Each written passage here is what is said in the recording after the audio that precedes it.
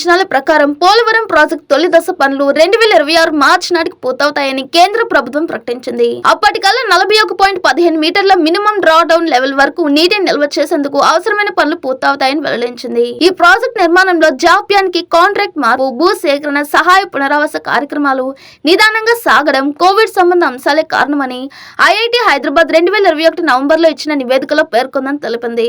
గత 3 ఏళ్లలో పోలవరం ప్రాజెక్టు నిర్మాణం సాగిన తీరుపై తెదేపా ఎంపీలు లావు శ్రీకృష్ణ దేవరాయలు, జిఎం హరీష్ బాలయోగి గురువారం లోక్సభలో అడిగిన ప్రశ్నకు కేంద్ర జలశక్తి మంత్రి సిఆర్ పాటిల్ ఈ మేరకు సమాధానం ఇచ్చారు. ప్రాజెక్టు నిర్మాణ పనుల జాప్యానికి కారణాలను గుర్తించే బాధ్యతను పోలవరం ప్రాజెక్టు అథారిటీ 2021 ఆగస్టులో హైదరాబాద్ ఐఐటికి అప్పగించినట్లు చెప్పారు. 2014 ఏప్రిల్ 1 నుంచి ప్రాజెక్టు మిగిలిన పనుల నిర్మాణ వ్యయాన్ని 100% కేంద్ర ప్రభుత్వమే సమకూర్చినట్లు చెప్పారు. కేంద్ర ప్రభుత్వం తరపున నిర్మాణ బాధ్యతలను రాష్ట్ర ప్రభుత్వమే చేపడుతుందని వివరించారు.